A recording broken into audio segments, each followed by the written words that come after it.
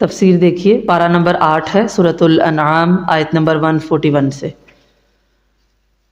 اعوذ باللہ من الشیطان الرجیم وَهُوَ الَّذِي أَنشَأَ جَنَّاتٍ مَّعْرُوشَاتٍ وَغَيْرَ مَعْرُوشَاتٍ وَالنَّخْلَ وَالزَّرْعَ مُخْتَلِفًا أُكُلُهُ وَالزَّيْتُونَ وَالرُّمَّانَ مُتَشَابِهًا وَغَيْرَ مُتَشَابِهٍ كُلُوا مِن ثَمَرِهِ إِذَا أَثْمَرَ وَآتُوا حَقَّهُ يَوْمَ حَصَادِهِ وَلَا تُسْرِفُوا إِنَّهُ لَا يُحِبُّ الْمُسْرِفِينَ۔ اور وہی ہے جس نے باغات پیدا کیے، اس طرح ہیں جیسے چھتریاں ہوں اور ان پر چڑھائے گئے ہوں، اور بعض ایسے ہیں جو نہیں چڑھائے گئے، اور کھجور کے درخت اور کھیتی جن کے پھل مختلف ہیں، اور زیتون اور انار ایک دوسرے سے ملتے جلتے اور نہیں بھی ملتے جلتے۔ اس کے پھل میں سے کھاؤ جب وہ پھل لائے، اور اس کا حق اس کی کٹائی کے دن ادا کرو، اور حد سے نہ گزرو، یقیناً وہ حد سے گزرنے والوں سے محبت نہیں رکھتا۔ اس آیت کریمہ میں اللہ تعالیٰ نے زمین سے پیدا ہونے والی ہر کھیتی، پھل، سبزی اور درخت کا ذکر فرما کر حکم دیا ہے کہ کٹائی کے دن اس کا حق ادا کرو۔ اس لیے زمین سے پیدا ہونے والے ہر پھل، ہر کھیتی میں سے اللہ کا حق ادا کرنا ضروری ہے، خواہ وہ معروشات ہوں، یعنی جن کی بیلیں اونچی جگہوں پر چڑھائی جاتی ہیں، مثلا انگور ہے یا توری ہے، اسی طرح کے اور بھی پھل ہیں، یا ایسے باغات ہوں جن کی بیلیں زمین پر پھیلتی ہیں، مثلا خربوزہ، وہ درختوں کے ساتھ تھوڑی ہوتا ہے، تربوز درخت کے ساتھ نہیں ہوتا، ان کی بیلیں زمین میں پھیلتی ہیں، گرما وغیرہ، یا پھر ایسے پھلدار درخت ہوں جو اپنے تنے پر قائم ہوں، مثلا کھجور، زیتون اور انار وغیرہ، یا کوئی بھی کھیتی ہو، زمین سے پیدا ہونے والے ہر پھل اور کھیتی میں سے اللہ کا حق نکالنا فرض ہے۔ اور مال میں اللہ کا سب سے بڑا حق زکوٰۃ اور عشر ہے۔ معروشات، اس کا مادہ ہے عین راشین باب نون اور باب واد سے۔ جب اس کا ذکر کسی پودے کی بیل کے ساتھ ہو تو اس کا معنی اس کی ٹہنیوں کو لکڑیوں وغیرہ پر اوپر اٹھانا ہوتا ہے۔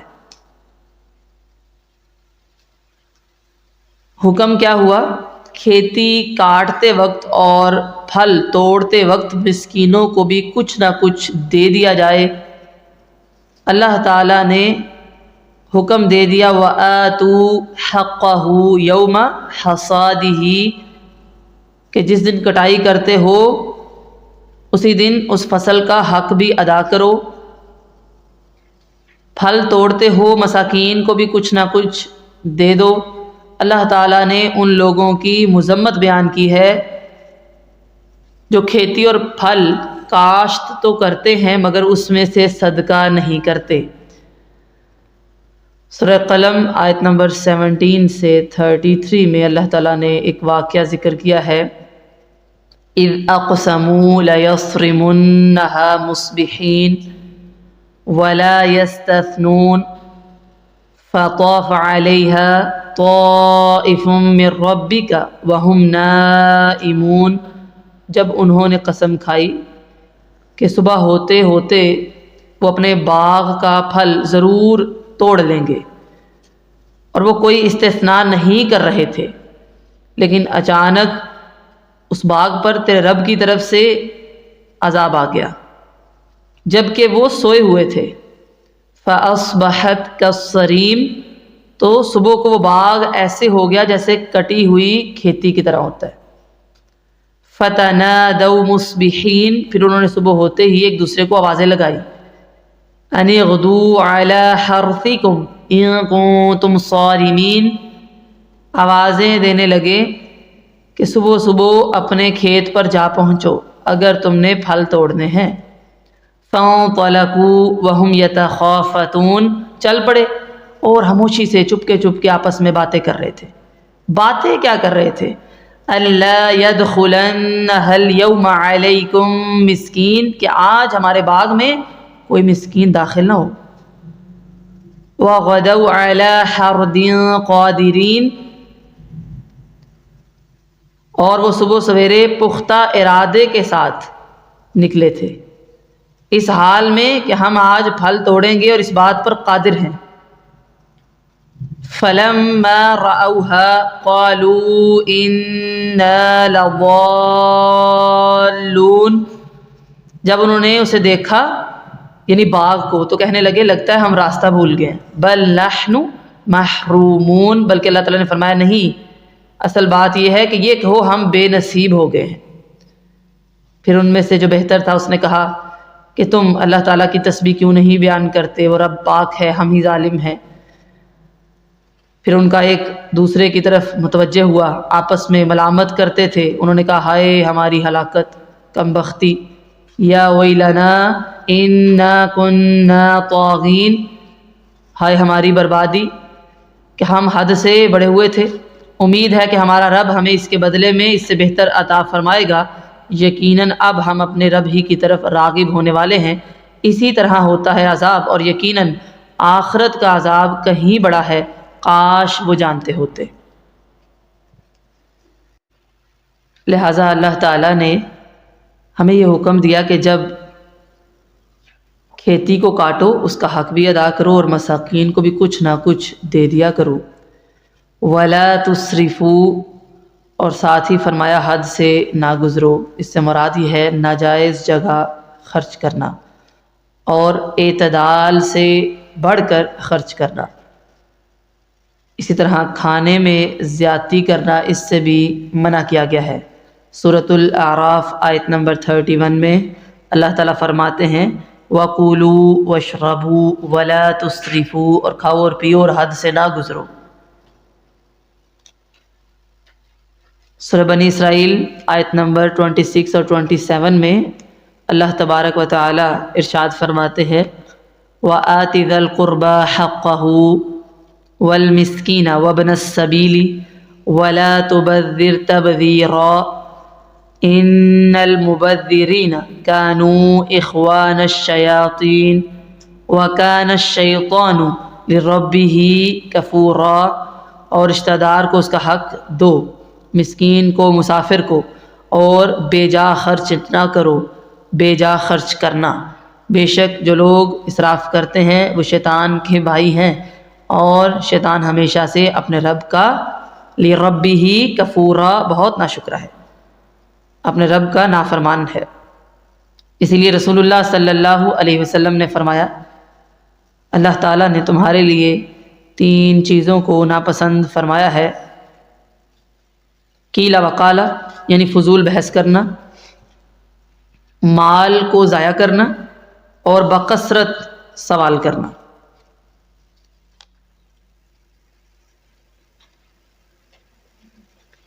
لہذا ناجائز جگہ پر خرچ نہیں کرنا اور اعتدال سے بڑھ کر خرچ نہیں کرنا۔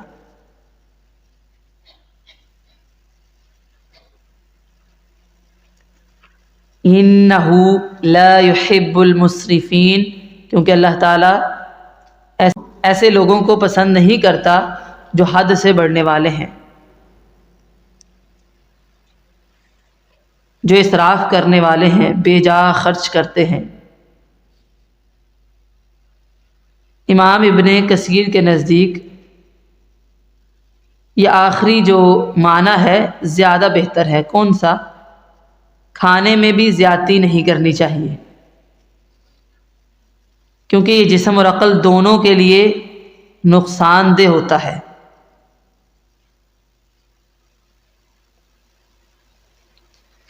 اتنا صدقہ کیا جائے کہ آدمی کے پاس کچھ نہ کچھ مال موجود ہو، اتنا صدقہ کرنا بھی اسراف ہے کہ اس کے بعد آدمی خود محتاج ہو کر مانگنے پر مجبور ہو جائے۔ اور یہ حکم حکمرانوں کے لیے بھی ہے کہ جتنا کسی کے ذمہ بنتا ہے اس سے زیادہ وصول نہ کریں۔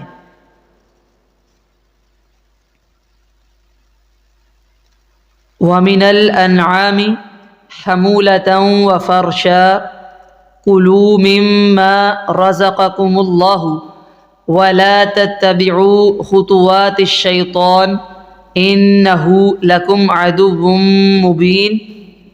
اور چوپایوں میں سے کچھ بوجھ اٹھانے والے ہیں اور کچھ زمین سے لگے ہوئے ہیں، یعنی اسی طرح اللہ تعالیٰ نے ان کو پیدا کیا ہے۔ کھاؤ اس میں سے جو اللہ نے تمہیں رزق دیا، اور شیطان کے قدموں کے پیچھے مت چلو، بے شک وہ تمہارا کھلا دشمن ہے۔ حمولتاً، جن پر بوجھ لادا جاتا ہے ان کو کہتے ہیں، جن پر سواری کی جاتی ہے، مثلاً اونٹ، بیل وغیرہ۔ اور فرشن سے مراد زمین سے لگے ہوئے چھوٹے جانور جیسے بھیڑ، بکری، جن کا گوشت کھایا جاتا ہے، جیسے سورہ یاسین آیت نمبر 71 اور 72 میں اللہ تعالیٰ فرماتے ہیں اولم یروا انا خلقنا لهم مما عملت ایدینا انعاما فهم لها مالکون۔ اور کیا انہوں نے نہیں دیکھا کہ ہم نے ان چیزوں میں سے جنہیں ہمارے ہاتھوں نے بنایا ان کے لیے مویشی پیدا کیے ہیں، پھر وہ ان کے مالک ہیں، اور ہم نے انہیں ان کے تابع کر دیا ہے۔ ہم نے ان کو انسانوں کے تابع بنایا ہے۔ فَمِنْهَا رَكُوبُهُمْ، ان میں سے کچھ سواری کے لیے استعمال ہوتے ہیں، وَمِنْهَا يَأْكُلُونَ، بعض کو وہ کھاتے ہیں۔ اسی طرح سورۃ النحل آیت نمبر 66 میں اللہ تبارک و تعالیٰ فرماتے ہیں وَإِنَّ لَكُمْ فِي الْأَنْعَامِ لَعِبْرَةً، اور بے شک تمہارے لیے یہ جو چوپائے ہیں ان میں یقیناً بہت عبرت ہے۔ کیوں عبرت کیا ہے؟ خاص طور پہ نُسْقِيكُم مِّمَّا فِي بُطُونِهِ مِن بَيْنِ فَرْثٍ وَدَمٍ لَبَنًا خَالِصًا، ہم ان چیزوں میں سے جو ان کے پیٹوں میں ہے، گوبر اور خون کے درمیان سے تمہیں خالص دودھ پلاتے ہیں۔ یہ بہت بڑی عبرت ہے، اور وہ خالص دودھ سائغ للشاربین، پینے والوں کے لیے حلق سے آسانی سے اتر جانے والا ہے۔ حالانکہ سائنس بھی بتاتی ہے کہ دودھ آتا ہے گوبر اور خون کے درمیان سے ہی ہے، لیکن دیکھ لیجئے اللہ تعالیٰ نے خود کہا خالصا، خالص ہے۔ وہ الگ بات ہے کہ لوگ اس کو خالص نہ رہنے دیں، لیکن اللہ تعالیٰ نے اس کو خالص بنایا ہے۔ کوئی گندگی نہیں کہ آپ کہیں جی خون ہی آ گیا سارا، نہیں، ایسا نہیں ہوتا۔ تو یہ عبرت ہے، اللہ تعالیٰ نے ایک سام پیدا کی ہیں۔ بیل کی پشت پر اگرچہ بوجھ نہیں لادا جاتا، مگر آپ نے دیکھا ہو کہ بیل جو ہے نا وہ بہت بھاری بوجھ کھینچ لیتے ہیں، ٹھیک ہے، اس کو بھی ہم بوجھ لادنا ہی کہتے ہیں۔ اللہ تعالیٰ نے یہ کھیت اور چوپائے جو تمہیں عطا کیے ہیں تمہارے لیے حلال ہیں، انہیں کھاؤ اور شیطان کی پیروی مت کرو، جس کے بہکانے پر جاہل مشرکوں نے ان میں سے کئی قسموں کو اپنے اوپر حرام کر لیا تھا۔ شیطان تمہارا ایسا کھلم کھلا دشمن ہے کہ اس کی دشمنی بالکل ظاہر ہے۔ سورہ فاطر آیت نمبر 6 میں اللہ تعالیٰ فرماتے ہیں ان الشیطان لکم عدو فاتخذوہ عدوا، بے شک شیطان تمہارا دشمن ہے، اسے دشمن سمجھو۔ اسی طرح سورۃ الکہف آیت نمبر 50 میں اللہ تبارک و تعالیٰ فرماتے ہیں افتتخذونہ وذریتہ اولیاء من دونی وہم لکم عدو بئس للظالمین بدلا، تو کیا تم اسے اور اس کی اولاد کو مجھے چھوڑ کر دوست بناتے ہو، حالانکہ وہ تمہارے دشمن ہیں۔ وہ شیطان ظالموں کے لیے بطور بدل برا ہے، لہذا شیطان کی پیروی نہیں کرنی۔ ثمانیۃ ازواج، 8 قسمیں ہیں۔ کون سی 8 قسمیں ہیں؟ یا آپ نے ایک ٹیبل اور ایک چارٹ بنا لینا ہے۔ من الضأن اثنین ومن المعز اثنین، بھیڑ میں سے 2 اور بکری میں سے 2۔ قل الذکرین حرم ام الانثیین ام اشتملت علیہ ارحام الانثیین، کہہ دیجئے کیا اس نے دونوں نر حرام کیے یا دونوں مادہ، یا وہ بچہ جس پر دونوں ماداؤں کے رحم لپٹے ہوئے ہیں۔ نبئونی بعلم ان کنتم صادقین، مجھے کسی علم کے ساتھ بتاؤ اگر تم سچے ہو۔ ثمانیۃ ازواج، یہ آیت 141 میں انشأ جو آپ نے پڑھا تھا نا، انشأ کا مفعول بھی ہے۔ ازواجن زوجن کی جمع ہے، عربی میں جوڑے کے دو افراد میں سے ہر ایک کو زوج کہتے ہیں، نر ہو یا مادہ، اس لیے زوجین اس کا معنی نر اور مادہ دو قسمیں، ایک جوڑا ہوگا نہ کہ دو جوڑے۔ سمجھ آ گئی بات کی؟ اس کے مطابق ترجمہ کیا گیا ہے 8 قسمیں۔ 8 قسموں میں سے کون سی اقسام ہے؟ سب سے پہلے بھیڑ میں سے 2 ہیں اور بکری میں سے 2 ہیں۔ کہہ دیجئے کیا اس نے دونوں نر حرام کیے ہیں یا دونوں مادہ حرام کیے ہیں، یا پھر وہ بچہ؟ علم ہے تو بتاؤ، آگے چلتے ہیں۔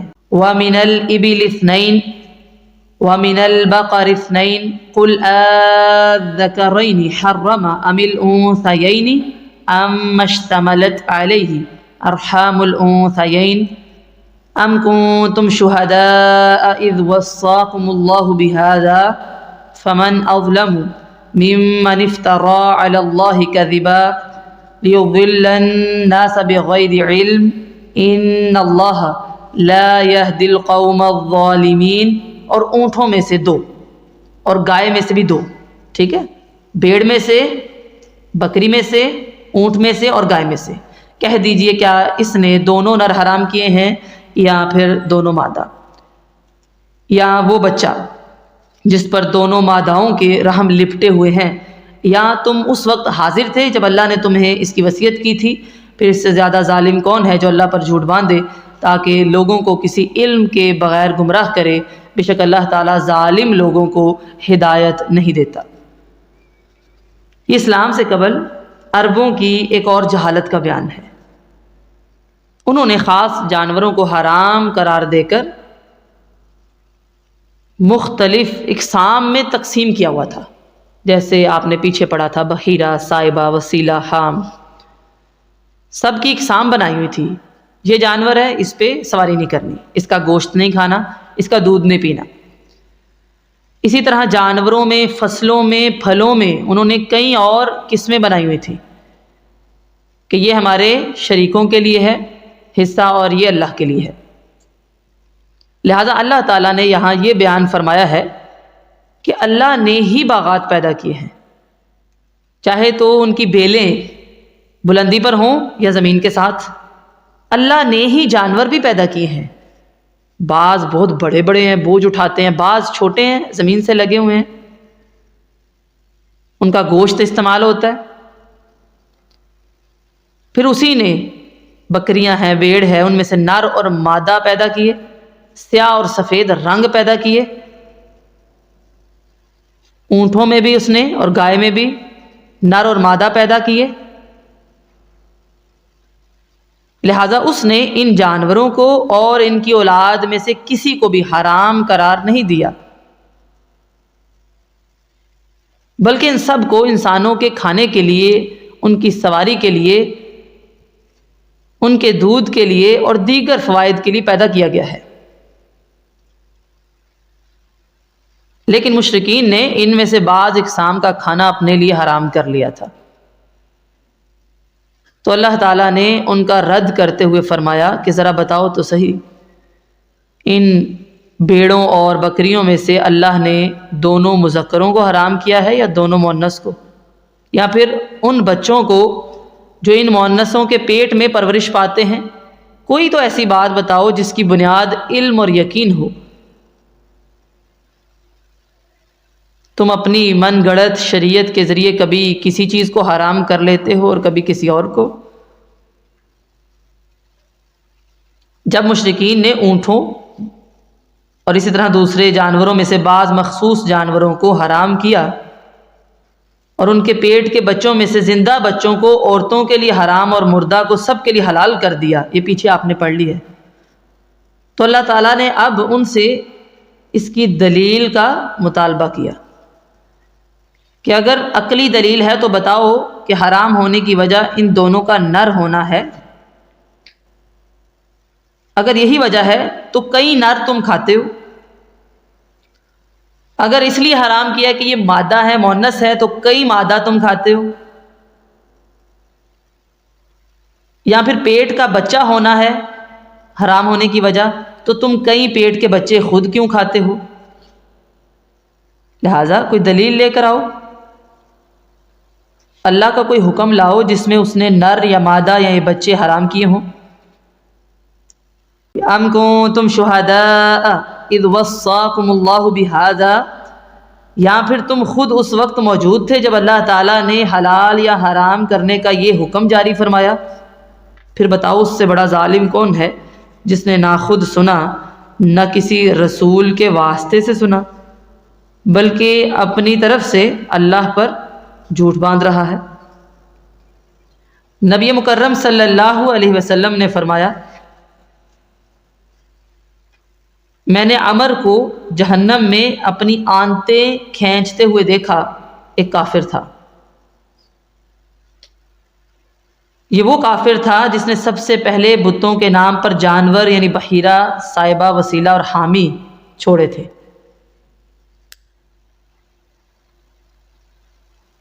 اسی طرح رسول اللہ صلی اللہ علیہ وسلم نے فرمایا، اللہ تعالیٰ فرماتا ہے میں اپنے بندوں کو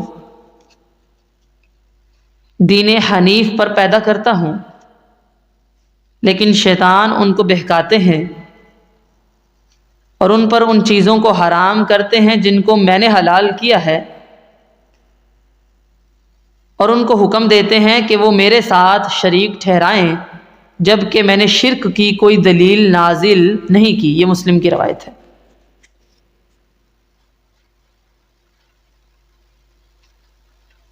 تو جن جانوروں کو انہوں نے خود سے اپنی طرف سے حرام کر رکھا ہے، اللہ تعالیٰ نے یہ جانور حلال کیے ہیں۔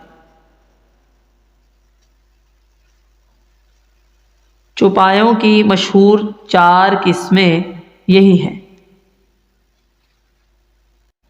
جس کو کہا گیا ہے 8 ازواج۔ سورۃ الانعام کا اصل موضوع عقیدہ توحید ہے، شرک کی نفی ہے۔ پیچھے ہم نے پڑھا کہ کس طرح وہ اپنے باطل جو معبود ہیں ان کے لیے نذرانے پیش کرتے ہیں، حصے رکھتے ہیں۔